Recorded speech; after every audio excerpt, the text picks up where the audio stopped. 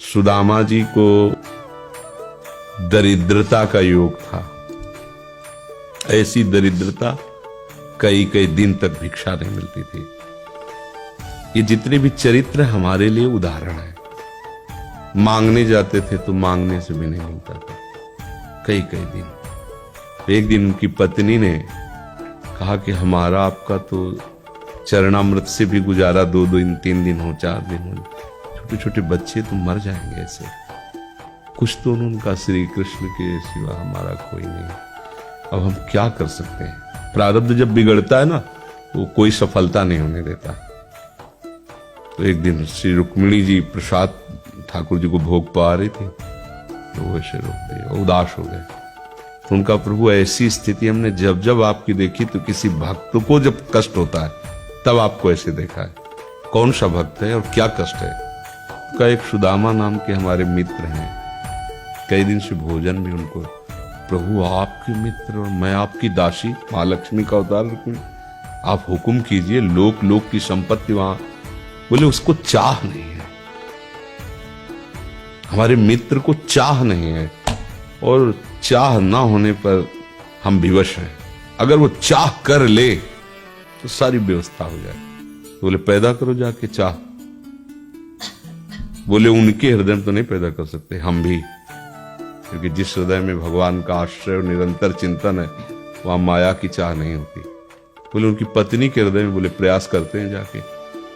भगवान संत वेश में गए, भिक्षाम दे निकली। अतिथि का सत्कार करना गृहस्थ का धर्म होता है। हाथ जोड़ा और कहा हम असमर्थ हैं, आपको भिक्षा नहीं दे सकते। क्यों? बोले हम अपवित्र हैं, हमारे ऊपर सूतक लगा हुआ है। किस बात का सूतक? हमने एक पुत्र जन्मा है। तो ठीक है हम 10-12 दिन बाद आ जाएंगे। बोले नहीं, आजीवन अपवित्र रहेंगे। वैसा कौन सा? बोले दरिद्रता रूपी। विद्वान की पत्नी है तो ऐसे उनका दरिद्रता रूपी पुत्र का जन्म, अर्थात सीधे कि मैं नहीं दे सकती या देने योग्य नहीं, ऐसा न कहीं उनका मैं अपवित्र हूं। उनका दरिद्र कैसे हो सकती हो? जिनके पति के मित्र द्वारिकाधीश भगवान श्री कृष्ण है, वो दरिद्र कैसे हो सकता है? एक बार कहो ना अपने पति से। चले गए। जो सुदामा जी आए तो उन्होंने कहा कि देखो आज एक अतिथि आए थे, उनको मैं कुछ नहीं दे पाई, मुझे बहुत कष्ट है कि मेरे पुत्र और आए हुए अतिथि का भी हम स्वागत नहीं कर सकते, उनका भरण को। आपके मित्र द्वारिकाधीश प्रभु श्री कृष्ण। सुदामा जी ने कहा, बोले चले जाओ ना, वो कुछ न कुछ सहयोग कर देंगे। तो बोले हम ऐसे मित्र नहीं बनाए कि वो हमारा सहयोग करे, कभी नहीं, मर जाऊंगा, पर उनसे ये नहीं कहूंगा कि आप हमारा। बोले मत कहना, दर्शन के लिए तो चले जाओ, वो सुना है इतने उदार हैं कि वो जाने पर ही दे देंगे। स्वामी ने कहा दर्शन के लिए तो जा सकते हैं, बहुत दिन हो गए, ठीक है, पर मित्र के पास जाए तो कुछ लेके जाना चाहिए, मेरे पास तो कुछ नहीं है। पड़ोस में जैसे किसी से मांगने गई तो, अरे समय जब बिगड़ता कोई नहीं होता साथ। एक ने थोड़ी उदारता दिखाई तो चावल पछोरने पर जो आगे कणका होते चावल के, जो प्राय वो लिए सुदामा जी ने कहा हमारे प्रभु भाव के भूखे, कुछ ले जाएंगे, खाली हाथ तो नहीं है। पोट्री में सारांश में बता रहे, द्वारपालों ने देखा कि हड्डी हड्डी शरीर में कई जगह से फटे वस्त्र, बेवाई फटी हुई, उनको दिखाई दे रहा था दरिद्रता की मूर्ति है। तो उनका किससे मिलना है तुमको? तो उनका श्री कृष्ण से। बोले संभाल के बोलो, क्योंकि पार्षद है, अनंत कोट ब्रह्मांडों के नायक प्रभु के ऐसे बोले कोई श्री कृष्ण को ऐसे गली आए। उनका जाके तो तुम बोलो ना, श्री कृष्ण से जाके कह दो कि एक सुदामा नाम के ब्राह्मण आए हुए। पार्षद ने तो बड़ा अजीब आदमी है, आपका नाम बिना किसी सभ्यता के ले रहा है।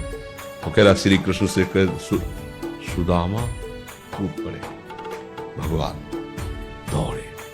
वो पार्षद, वो सब की ब्रह्मा जी शंकर जी आते हैं तो वहां खड़े रहते हैं घंटों, भगवान ऐसे भागे।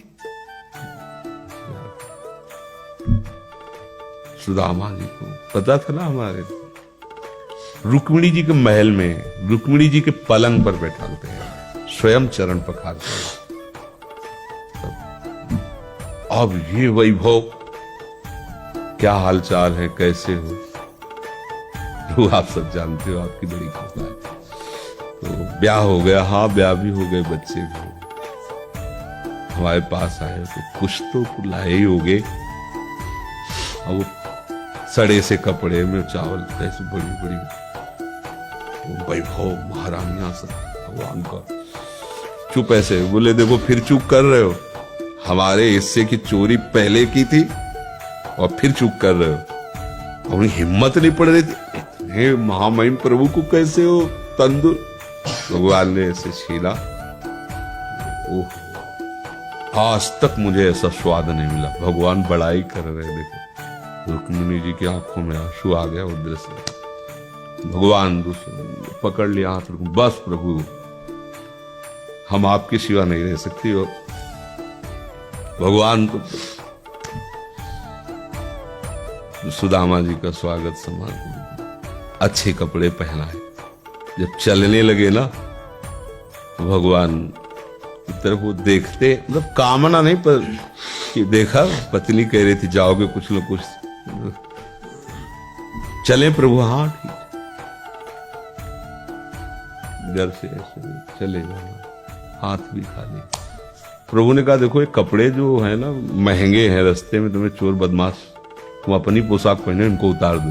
बोले बड़ी कृपा, कपड़े भी उतार दिए और रास्ते में सोचे देखो निगेटिवली सोच रहे, मेरे श्री कृष्ण मुझे कितना प्यार करते हैं। उन्होंने इसीलिए नहीं दिया कि दरिद्र कहीं संपत्ति पाकर मतवाला होकर मुझे भूल न जाए, मुझे कितना प्यार करते हैं।